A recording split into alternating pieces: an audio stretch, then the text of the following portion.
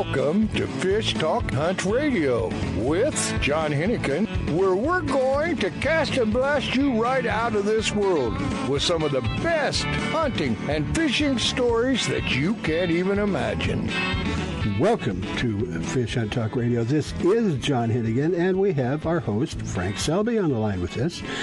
And first of all, I would like to say that Frank, not only is he an accomplished, but actually probably internationally known fly fishing guide and trainer, and he also has a shop in Newport Beach with him, his and her fly shop. Her, of course, is his wife.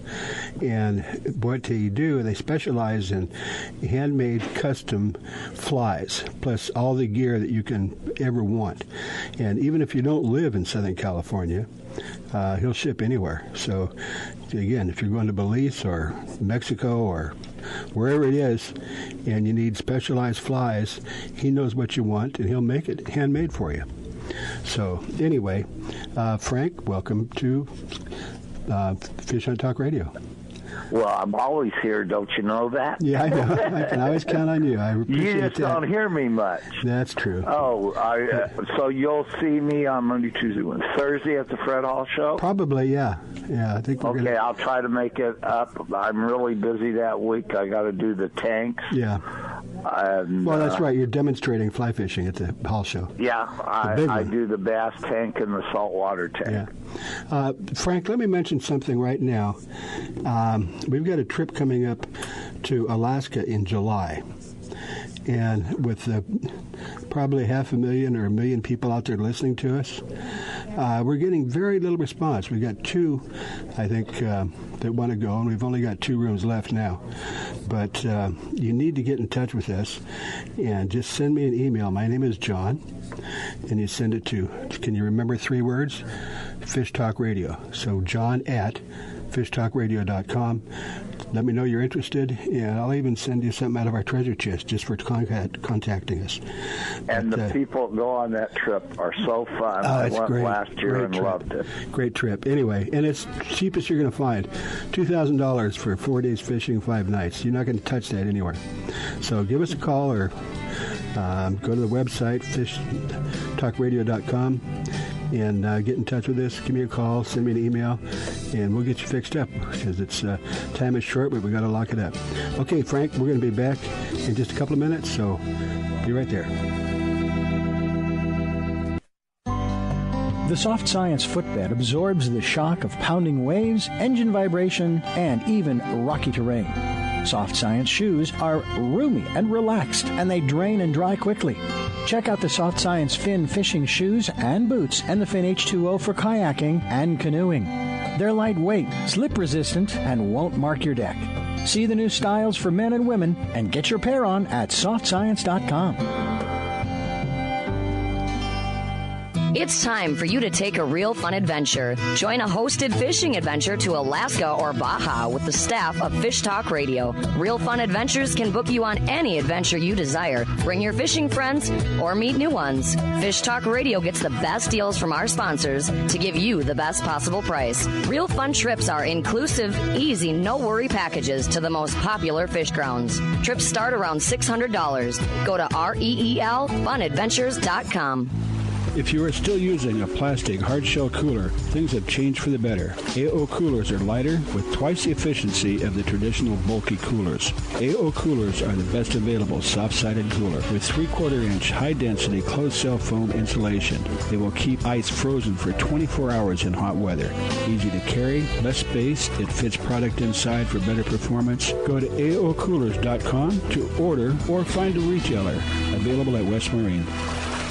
With a long pedigree, the Snow Bee brand today offers the very best equipment modern technology can provide. Started in Europe, Snow Bee is now providing quality fly fishing gear in the USA. Waders, clothing, rods, reels, fly lines, bags, and innovative new accessories. Enjoy your sport and leisure time more than ever. The affordable value of Snow Bee makes it available to everyone. Go to snowbee-usa.com. Have you noticed the changes in Google lately? Did anybody line you out?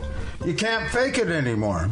They know who said it first, who said it best, who said it the most, who is the most popular, and that just happens to be me since the late 80s, which means that I can put up a page, a post, or a website, optimize it properly, spread it around to 22 million people, and put you on top of your results pages for your chosen searches basically overnight. WhiteMountainBusiness.com. Don't want to wait that long? Already have a website that you thought was optimized and doesn't rank anywhere? I can fix that too. Maybe you don't want to wait. Maybe you just want to call me. 928-228-9228. That's 928-228-9228. I've done it for literally thousands, and I can do it for you. Welcome back to Fish Talk Hunt Radio with John Hennigan. This is John Hennigan, and this is Fish Hunt Talk Radio, and this is going to be so much fun today. First of all, we have Frank Selby, our host, with us, and he has his and her fly shop in Southern California where he can make anything for anybody, and he's already been there, done that, so he knows exactly what flies you need. He'll custom make them and send them to you. You don't have to go into the store, but if you get a chance to, you'd like to. But our special guest is Scott Laseth, who is, I don't know if there's a category, Scott, that you would belong to, but whatever it is, you're the top of the field. I cook stuff. Yeah. The only reason that I'm anywhere near the top is that I've been doing it for a long time. Yeah. Well, Scott specializes in recipes and cooking, things that you don't buy at the grocery store. Whether it's fishing, hunting, whatever it is, he knows how to do it and what to do with it. And if you do go to the Fred Hall show, he gives a demonstration and gives out free food of some of his recipes. So if you get a chance to do that. And at the Fred Hall show, that's how I keep people away, because I feed them. So if you have to get up every 5 or 10 minutes to eat something, you're less likely to nod off. There you go. But no, you are incredible. And the other thing, Scott, is your recipes are so simple and so good. It's not like you put it in a pot and wait for 6 hours. You got great stuff. And if you've got a recipe that's too complicated, nobody's going to do it anyway. My basic goal is when you hear people complain about how they don't like to eat fish because it's fishy or game because it's gamey, I let them know that it's normally not the fish or the game's fault. Somebody's done something wrong with it. And it's, very, very simple rules. For instance, the tip that I give people that makes the biggest impact on their fish is when they do bring fish home, once you thaw it, or if you want to keep it fresh, keep it wrapped in 2-ply paper towels.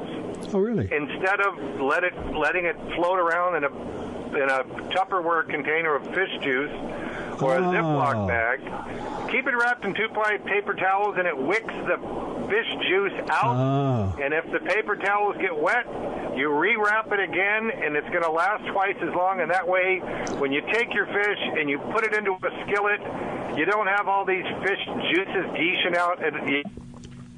Well, Scott, it is the most delicious fish. Every time I sneak over, I always like to have your fish. Well, Scott, I've always said if it smells like fish, don't eat it. Right. I've had people say, man, I've had this fish in my refrigerator all week long, and it's really starting to smell. What should I do with it? Throw it away. What do you think? Yeah. Throw it away. Yeah, use it for catfish bait. There you go. And also you mentioned simplicity. Cooking is one of my hobbies, and I like, simple is best. And there's an analogy where a master painter, will create a masterpiece, but he has to know when to stop, because when he starts adding a little bit more to it, it ruins it.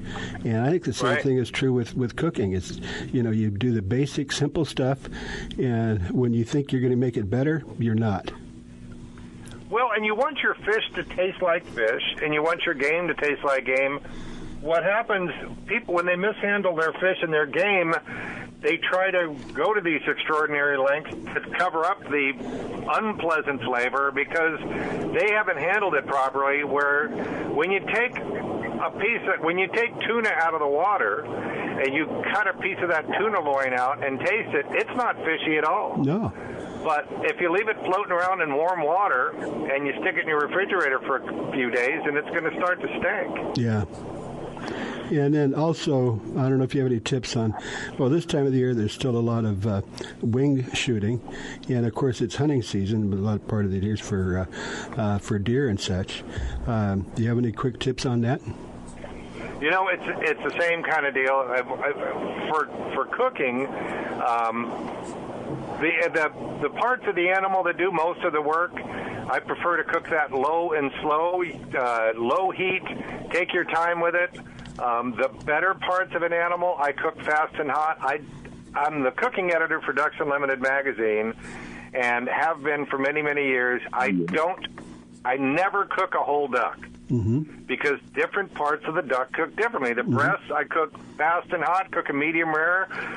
A medium rare duck leg isn't edible. Right. And if you've got a piece of venison meat that's tougher, then you want to go low and slow, or do the sous vide method and do something other than just take. If you have a deer steak that's tough at medium rare, you got to do something different with it because it's just not meant to be cooked medium rare. Mm-hmm.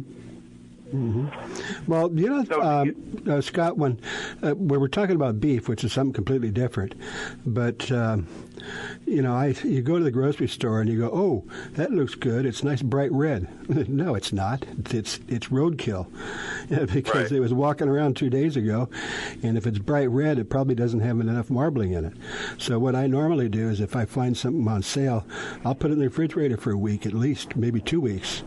But can you do that with game?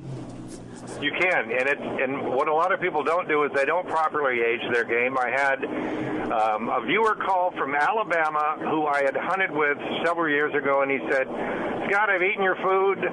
I had a deer loin, and I did everything exactly the way you do it. I didn't overcook it. It was 135 degrees in the center, but it was really, really tough, and it was a loin from a relatively young deer. And I said, well, when did you shoot it? He said, I shot it yesterday. I said, well, that's what happened. Take that same piece of meat, take the rest of that animal, and put it on a rack in your garage refrigerator, because I know you have one, with a pan underneath. Don't cover it up, and leave it in there for 2 weeks. I said, there's going to be a couple of little bits you're going to have to trim off, but what you're going to do is you're going to finally age that piece of meat, and it's going to be infinitely more tender than the one you just had. Oh, yeah. The enzymes and such will have a chance to work on it and soften it up. We don't have much time, but we were talking about coming on the show, and you mentioned something about Hawaii. Could you spend about 1 or 2 minutes on that? Just got back from the Big Island. I have 2 TV shows on Sportsman Channel. One is called The Sporting Chef, and that's on first and second quarter. Dead Meat is third and fourth quarter. Oh, God. Dead Meat, we go after the less pursued animal. We've done pythons, iguana, nutria, this big swamp rat. But anyway, we're on the Big Island of Hawaii. They have wild feral cattle there. And so I shot a cow last week on the Big Island. But the coolest thing about it is they have these pigs there, and normally wild pigs are a little tough and stringy, especially the old male animals. We shot a 180-pound boar that was the most delicious, creamiest. And I found out what happened. Every day, this guy on his property puts out a big pile of macadamia nuts. And so these pigs go out, and they just go nuts. They're even shelled. He goes to the macadamia nut processing place, gets them off the floor, loads them in the back of his pickup truck, and this big group of hogs come out, wild pigs come out every day at about 4 o'clock and eat the macadamia nuts. I'm telling you, we saved the fat on this wild pig, which is really, really unusual, and we put it into the grind when we were making sausage. The meat itself was light pink. It was so unlike any 180-pound wild boar I've ever cooked. So all you really need to do is get a truckload of macadamia nuts, and that meat's only going to cost you $200 or $300 a pound. There you go. There you go. That's an awesome story. I had no idea that they had feral cows and pigs in Hawaii, but I had chances of getting one. Yeah.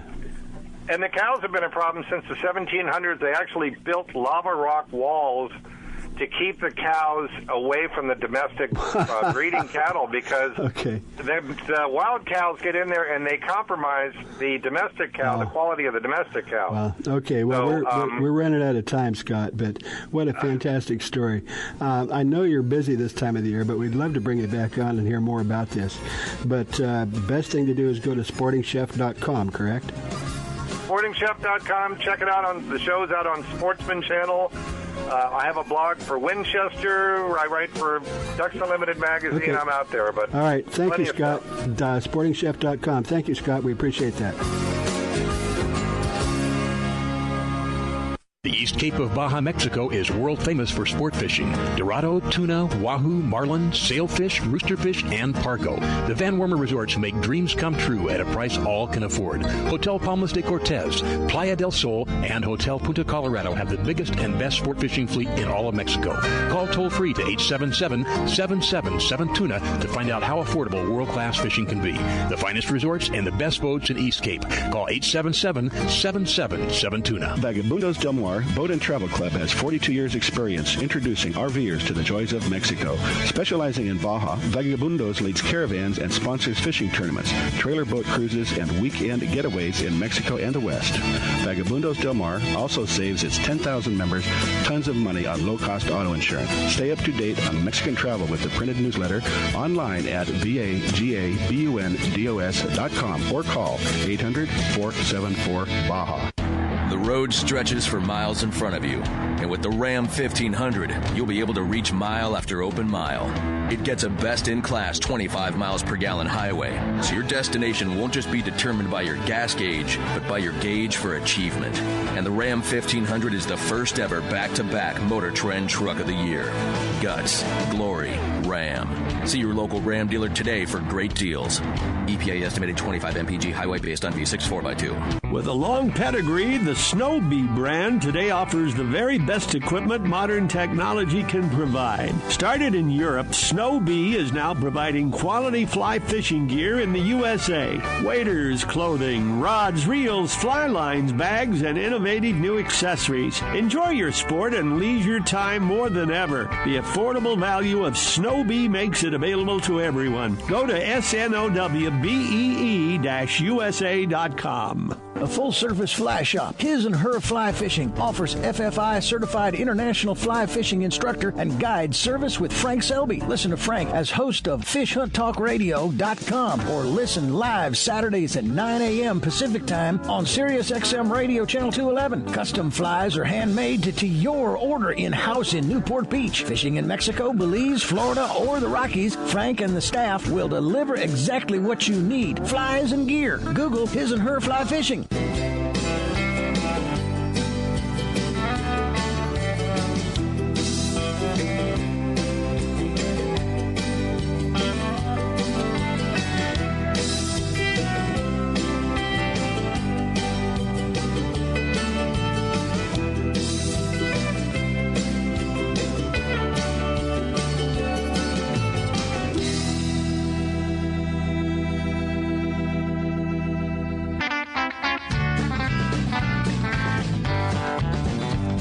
Welcome back to Fish Talk Hunt Radio with John Hennigan. This is John Hennigan, as a matter of fact, and we have our host, Frank Selby, who is quite an accomplished fly angler. And we have someone who else is a fly angler that maybe does things a little bit different than what some other people do. Jeff Burke, could you... Evan Burke. Evan. Where is that from? Evan, would you mind introducing yourself and give us an idea of what you do and where you are? Yeah, my name's Evan Burke, and I'm the Pro Desk Manager, Marketing Manager, and do a little bit of our product design here at Ray Jeff Sports. Mm-hmm. Ray Jeff. Now, is there the website with that? Now, it's Ray Jeff. It's RAJEFF. Yeah, so we have 3 brands underneath the Ray Jeff company. That's Echo Fly Fishing. You might see Echo Fly Rods, Echo Fly Reels, Airflow Fly Lines we distribute, and Airlock Strike Indicators we distribute. Okay. Yep. Gosh, I got so many questions, but we want to stay on track because I'm really curious about the new line you just mentioned. But let's talk about Frank. I want to let you continue. Spey lines, yes. We wanted to talk a little bit about Spey lines, and every time that I am not sure, I call you. So I would like you to explain the different depths of what you want to use your Spey lines, which ones heads you want to use during different water cables. Yeah, and it's the average angler listening may not know what Spey fishing is, so I can at least give a quick explanation there. And you can always look it up, but it involves rods that are typically longer, anywhere from 11 to 13 feet, sometimes 14, 15 feet on some of the older styles, and it's a style of two-hand casting where the fly line is placed in the water instead, and you use the water to load the rod versus keeping the line airborne to make your cast. So it's a very efficient way to swing. You cast across the stream, let the stream push the line down and make an arc, and then the line ends up straight below you, and then it's a very efficient way of picking that line back up and throwing it back out at a 45-degree angle without having to... Well, the other thing is a lot of times in the stream there's trees around. Exactly, yeah. So, with traditional fly fishing, and, anybody can imagine this, you pick the line up, you throw it behind you, you need about as much room behind you as you need in front of you. So if you've got trees overhead or, 10, 20 feet behind you, that creates a problem for traditional fly angling. And that's kind of how that style was popularized up on the northern Puget Sound rivers in Washington State, like the Skagit River, Skykomish River, Stillaguamish. Those rivers have pretty steep banks, a lot of trees, and that style of fishing was popularized there, kind of resurrected from an old Scottish style of fly angling, and they kind of created their own thing out of it. You'll hear of like Skagit style Spey fishing, and that's kind of what was born there, kind of like in the 1980s, 1990s is when that really took off there. Now, is this something that has been more popular in Europe? Yes. It was. I would say that's where it was born. I wouldn't say it's necessarily got more or less popular there. The Scandinavians have their own style, and this is something we could talk for hours on. So I'm not going to get too much into it. But the Scottish like really long rods, really long lines. The Scandinavians like shorter rods, shorter lines, and there's pluses and minuses and uses for both styles. And out here in the Pacific Northwest, we developed the Skagit style, which is more. If you think of the Scandi style as like a Ferrari, the Skagit style is more of like an 18-wheeler full of beer. Okay. It's a really heavy duty, not very graceful, comparatively speaking. It's a way to pick up and throw a heavy sink tip, sometimes heavy flies, and it's not necessarily about distance and throwing it far, but it's more about efficiently picking it up and switching directions and throwing a really heavy payload, mostly that sink tip is most of your payload, and delivering it 50, 60 feet without having to work too hard. And that would be like a woolly bug or something, or on the small end of things, you got your smaller like woolly buggers. The more popular style, and I'm just going to kind of stick with the Skagit tradition here. The Skagit style, you got like the intruder flies, which kind of you can imagine like almost like a double squid looking thing stacked on top of itself. You got two big plumes of feathers, and oftentimes like a dumbbell eye, so they can be pretty big. I tend to gear more towards smaller sizes. Personally, they're a little easier to cast, and I think of these winter steelhead as like a cat. You dangle a toy in front of a cat, it's going to swat at it for no real reason other than that toy is there, and that's kind of the way I see steelhead. And you'd use like a forward-weighted sinking line? So Skagit-style lines are really thick, floating head typically. Oh, floating head. But it's only designed to be used with a sink tip. Mm-hmm. So you need a sink tip on the front of that, and that's something you can swap out. So you are looking to get down with the Skagit-style. Especially usually suspended about a foot above the bottom, give or take, and you're looking to get down to their level and get that fly in front of their face. And that often requires. Now, I'm not familiar with Skagit style. What is that? And that's what I've been kind of explaining from the beginning. The Skagit style is a style of two-hand spey casting, and that was popularized and kind of developed up here in the Northwest. Like I said before, we can talk for hours on the different types of spey fishing, and you can't really talk about one without kind of going off on a tangent. So the Skagit style specifically is for throwing heavy sink tips, heavy flies, and doing it efficiently. So it's not the fly itself, it's the style of throwing it. Right, exactly. Yeah, so it's more of, like I said, that Skagit style is that 18-wheeler full of beer. Yeah. It's a heavy-duty, really thick line. If you think of your traditional fly line there, and like quadruple the thickness of it, that's what we're talking about. Usually like a 20 to 25 foot fly line with an added running line, and it's that 25 foot line that you have out the rod tip plus your sink tip. A spey rod, normally you use two hands instead of one, correct? Yep, absolutely. And the length of these rods are what? Anywhere from 11 foot to 13 to 14 feet on the high end. Lately, 10, 20, 30 years ago, you'd see a lot of like 15 and 16 foot rods, but over time the lines and the rods have gotten shorter because, honestly, they're just easier to cast, and we don't really need that, the same length of lines or casts that the Scottish traditionally did. And that's is there any advantage to that other than the more traditional fly line? As far as why you would use it, yeah. Yeah, so like I was saying earlier, the traditional fly line, it doesn't quite have the payload carrying capacity. You're not going to be able to throw as big as sink tips or flies efficiently. And so a two-hand line, the Skagit line specifically, have a lot more mass, so they're going to have a lot more momentum to turn over those heavy sink tips that are required to get down to the level of the fish in a current. And they're a lot easier to cast. Yeah.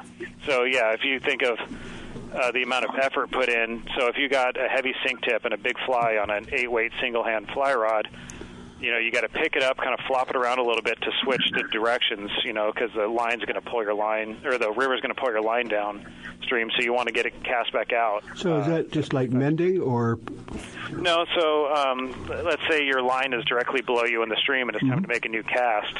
If you get a single-hand rod, you're going to have to flip it out in front of you at a 45-degree angle to get it back out there, and then pick it back up, false cast it 4 or 5 times, and get it back out there. With a spey rod, the way the cast works is you kind of flop the rod over, get the line close to you, kind of like a roll cast, and cast it straight out, and it takes a second or two and half the effort. Was that kind of like a roll cast?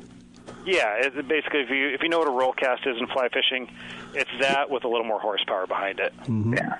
And you don't have to do half the power. You use your left hand to do the cast, so you can do it all day. Excuse the French, all you old guys out there like me, but you can cast all day where you would take a 9-foot rod and you would be tired.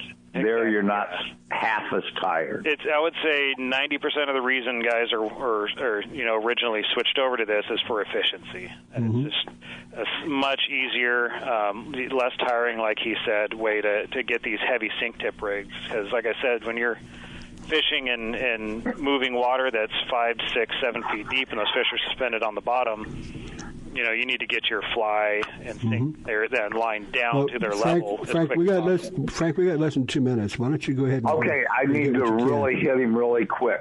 Yeah. On the spey lines, explain the depth of the different sink tips and floating. I think most of airflows are 25 feet, aren't they? Right. Yeah. So that you got a standard Skagit's going to be right around 25 feet. That's for full size spey rods. You got shorter Skagits that are for what we call switch rods that are like 11-foot rods.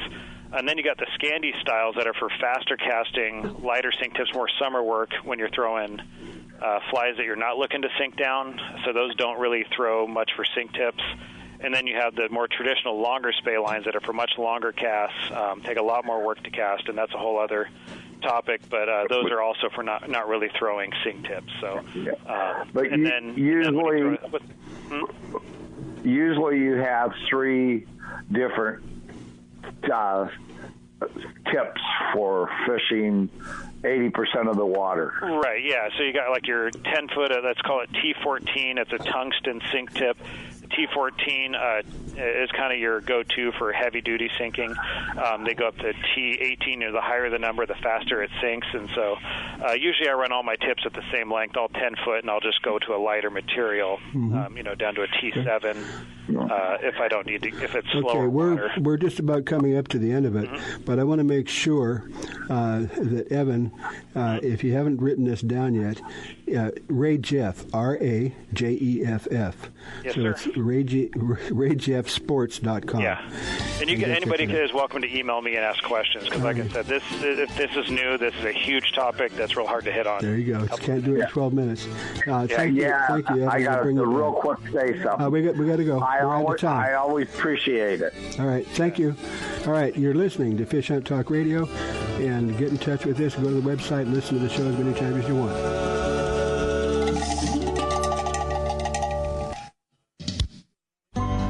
A few years ago, a sailor set out to design a boat shoe that was comfortable and stable, non-skid, and wouldn't mark the decks. Today, these incredibly comfortable shoes are worn by anglers, boaters, professional guides, and charter captains. Go to softscience.com to see more. Soft Science shoes and boots are lightweight and shock absorbent with just the right level of support. Several styles come in all sizes. Enjoy the Soft Science shoe in the water and out. Check them out at softscience.com.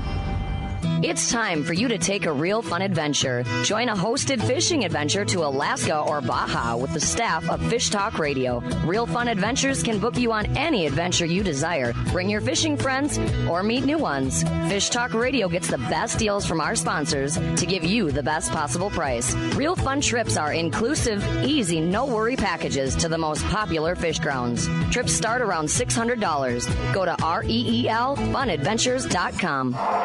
Alaskan RV Butler. Guiding, fishing, hiking, sightseeing, adventure. The Alaskan RV Butler. Like a cruise on wheels in the comfort of an RV, view the wonders of Alaskan interior, streams, ocean, and wildlife. Or fish for the big one, all while pampered by Mike, the Alaskan RV Butler. Mike's inclusive tours serve butter-drenched shellfish and mouth-watering steaks. Mike is your personal chef, chauffeur, guide, and planner. And for the real Alaska, contact Mike RV Butler at gmail.com. That's Mike RV Butler at gmail.com. A full-service fly shop, His and Her Fly Fishing, offers FFI certified international fly fishing instructor and guide service with Frank Selby. Listen to Frank as host of FishHuntTalkRadio.com or listen live Saturdays at 9 a.m. Pacific Time on Sirius XM Radio Channel 211. Custom flies are handmade to your order in-house in Newport Beach. Fishing in Mexico, Belize, Florida, or the Rockies, Frank and the staff will deliver exactly what you need. Flies and gear. Google His and Her Fly Fishing.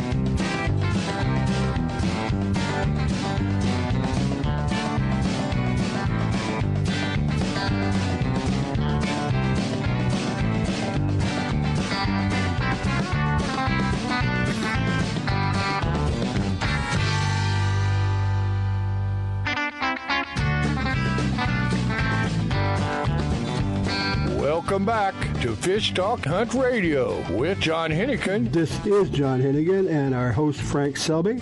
And we also have Nate Bennett, who lives up in Jackson Hole area. And sounds like a very, very interesting, very talented guy. He's got, I guess might be a Renaissance man. And I think that people, the reason you go fishing is not just to catch fish. It's just that when you're in an area that you fish, it's a beautiful area, and it gives people a chance to kind of relax your mind a little bit and get rid of some stress. But I think Nate, he has multiple ways of doing that. I'm not sure what we're going to be talking about, but he's also a painter, apparently a musician, and an angler. I don't know if you'd call him a Renaissance man or just somebody that's got it tuned in. I do my best. Mm-hmm. Yeah.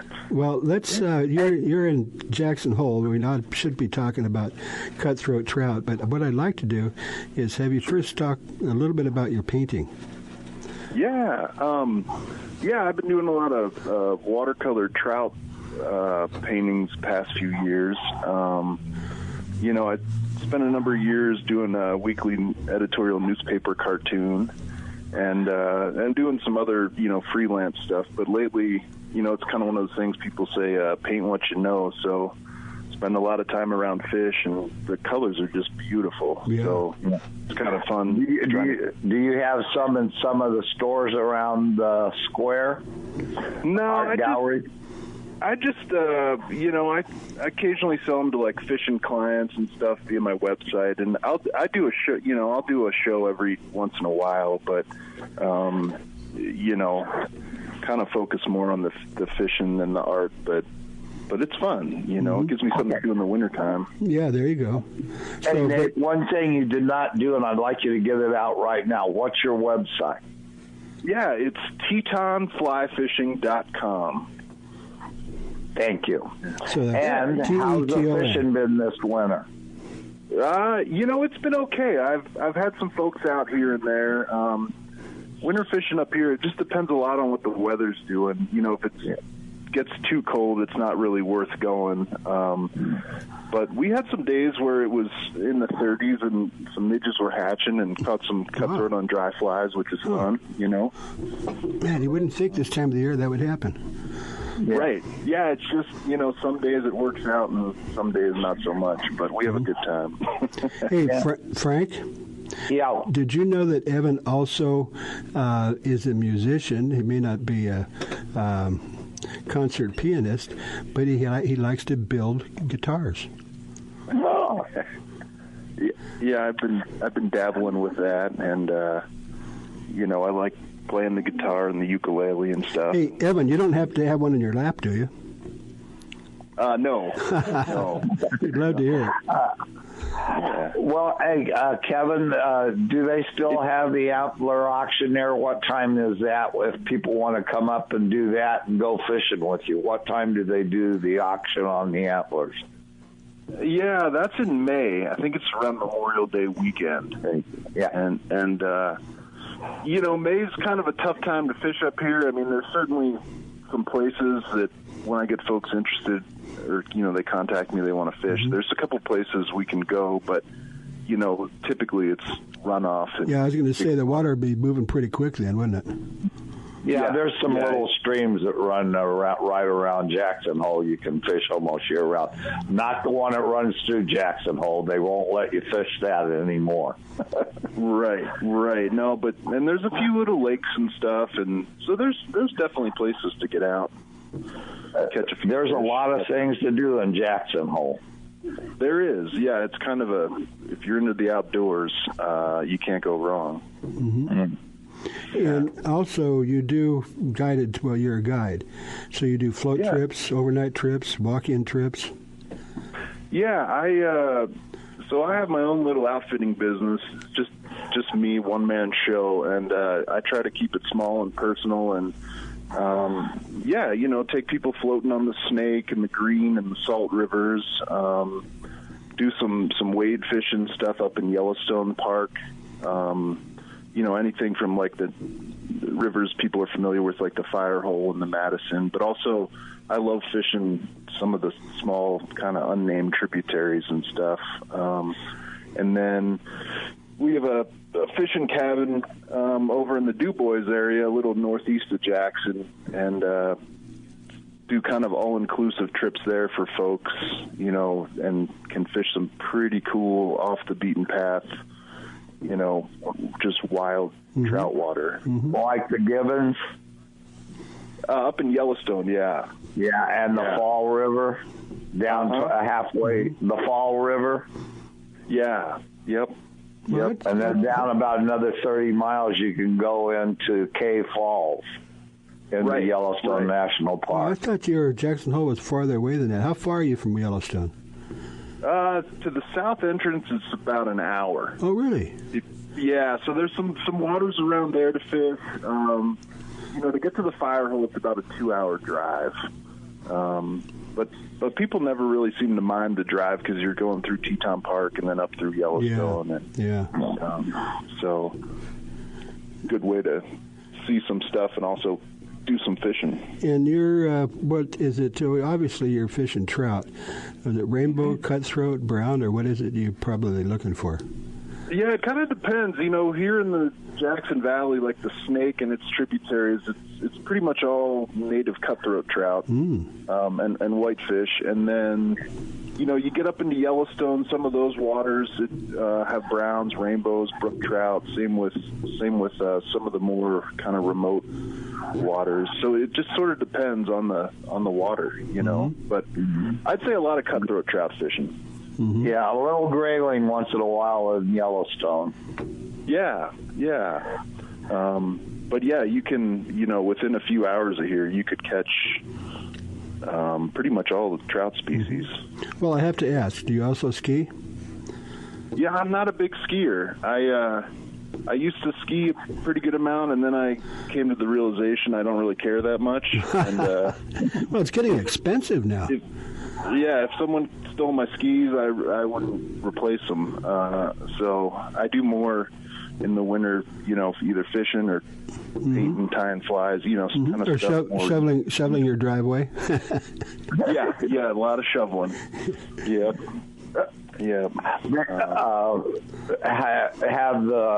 They still do the elk rides out into the game preserve and take they people do, out? Yeah, and we had some friends visiting the other weekend, and we took them out there. And we hadn't done that in a while, my wife and I, and we had a great time. I mean, it was snowing, and you're out there with, you know, hundreds of elk. And wow. That's a lot. I love that. That's why I brought it up. I have two friends who live right at the edge of the elk refuge there in Jackson Hole. Yeah. Well, if it's a refuge, then I don't suppose you can harvest them. You know, it's funny. They do a limited hunt on the refuge in the fall, and that just has to do with it's getting a drawing. They figure out kind of their, you know, how many elk they think the area can sustain, and then they'll give. And I think a lot of the permits they give are for archery and like, you know, muzzle loader, shotgun, archery, you know, close range stuff.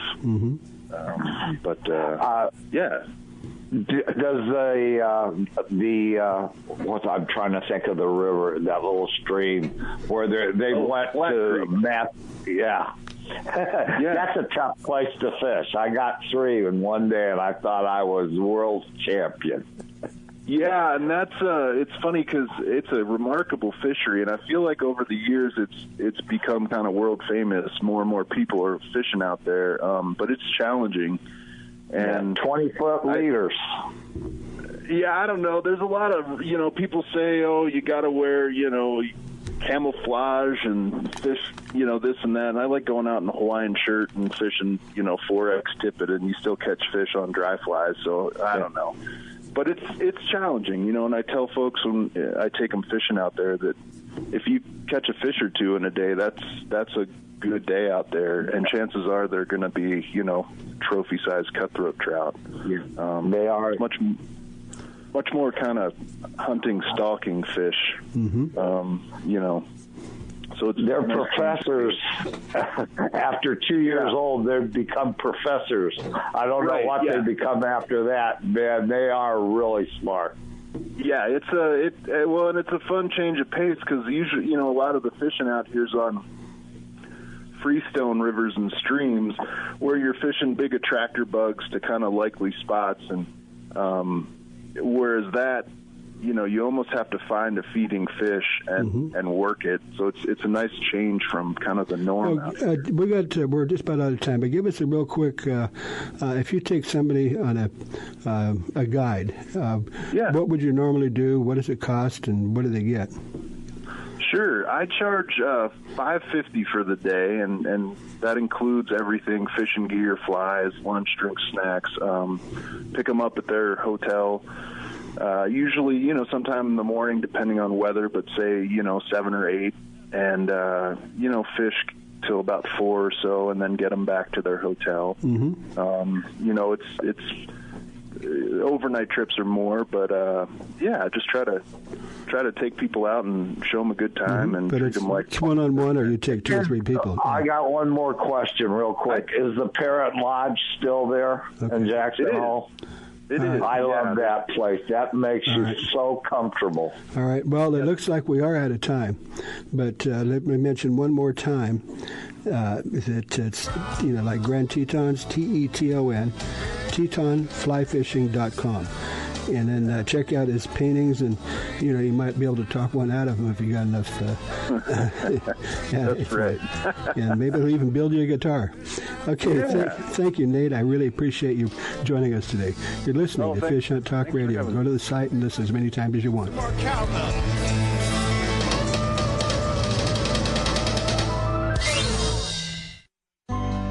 The Soft Science footbed absorbs the shock of pounding waves, engine vibration, and even rocky terrain. Soft Science shoes are roomy and relaxed, and they drain and dry quickly. Check out the Soft Science Fin fishing shoes and boots and the Fin H2O for kayaking and canoeing.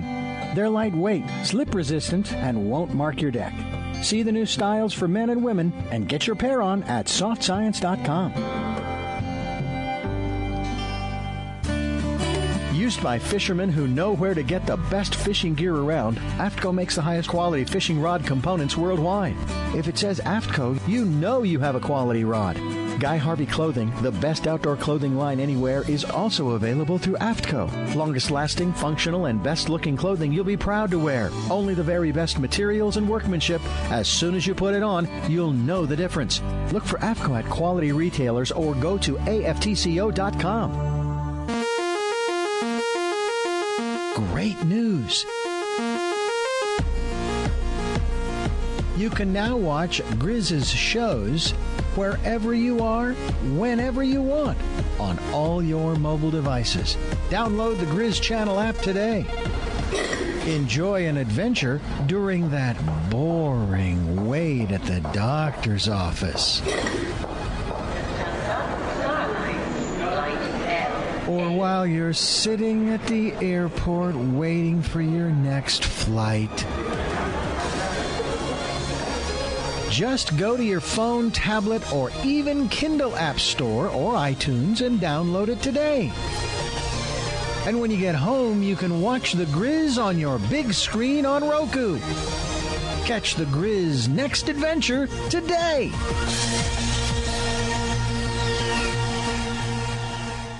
Have you noticed the changes in Google lately? Did anybody line you out? You can't fake it anymore. They know who said it first, who said it best, who said it the most, who is the most popular, and that just happens to be me since the late 80s, which means that I can put up a page, a post, or a website, optimize it properly, spread it around to 22 million people, and put you on top of your results pages for your chosen searches basically overnight. WhiteMountainBusiness.com. Don't want to wait that long? Already have a website that you thought was optimized and doesn't rank anywhere? I can fix that too. Maybe you don't want to wait. Maybe you just want to call me. 928-228-9228. That's 928-228-9228. I've done it for literally thousands, and I could do it for you. Welcome back to Fish Talk Hunt Radio with John Hennigan. This is John Hennigan, and we also have our host, Frank Selby. And we also have our good friend, Steve Lynch, co-owner of ProCure. And Steve is, we can only get him for a couple minutes anyway, because he's up in the country on his way to go elk hunting. But now, what kind of fish bait do you use to attract elk, Steve? Well, there is none for elk, but we do make black-tailed deer urine for deers. Yeah, we make that for another gentleman. And so we do process a deer urine out of our factory. No way.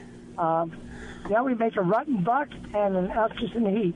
Wow. So, yes. I was kidding, but that's great.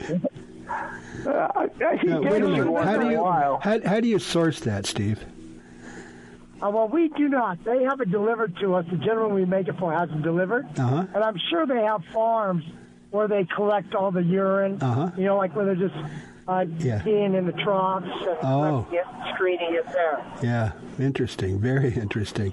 But what you do is you use scent to attract and to catch fish, and there's, I don't know how many different product lines you've had. I've seen at least 15 or 20.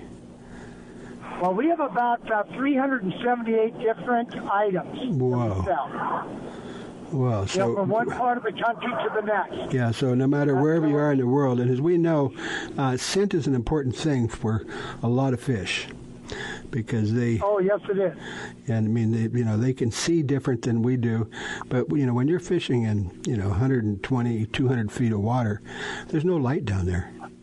And, the fish tend to follow the scent. I'm talking mainly about halibut. But correct. And we also put UV in all of our products. Mm-hmm. And what that does, it takes the light from the sky and transfers it down to your bait. Uh-huh. And they say in freshwater, UV is effective up to about 160 feet. Whoa. And in saltwater, up to about 210 feet. Whoa. Well, I know that fish... So not only can they see it, they can smell it as well. Yeah. I know that... I never heard it, but fish can see something like 30 times better than a human in the water, because they're looking, there's UV, there's different types of light than just the white light, and they can see things that we can't see. That's what they say, yes, sir. Mm-hmm. But the scent... And it sure makes a difference. So mm-hmm. we think UV is good. It sure won't hurt you. If you're fishing low, clear water, it's not going to help you. But there's no odor to it, so it sure won't hurt having mm-hmm. it in there. Mm-hmm. And the scent, now, their olfactory senses, do they take it through their lateral lines, or do they breathe it in through their nose, or how do they sense it? Depending on the species of fish, they do it all different ways, John. Some do it through the gill, some through the what you would call the nose, the two holes mm-hmm. Up front. They, depending on the species, they smell in different ways. Mm-hmm. Hmm. Yeah. All I know is that they eat it. I set the hook, and then we get to fight them. Yeah, well, all I know is that it works. And you got a lot of stuff. ProCure is something that's been around where you cure your own eggs, but you guys have gone way past that. And I know you sent me some stuff for herring and things where you're going to go. I'm going to go up to Alaska and you just marinate it for overnight, and then just put it on your hooks, and it works. I know it works. I've seen it work. Sure, that's the minimum. That marinade for your anchovy or herring is a minimum of 6 hours, but you can leave it into it for up to 3 days. Wow. Well, it works. And what that does, it firms up the bait, locks the scales in. Just that way, when you hook them up, they will fish much longer. Right. Well, we got to go. I appreciate you coming on just for a couple of minutes, Steve, and we'll get you back on maybe next week and give you some more time. You're listening to Fish Hunt Talk Radio. Go to the website, listen as many times as you can, and get in touch with us and go fishing with us in Alaska.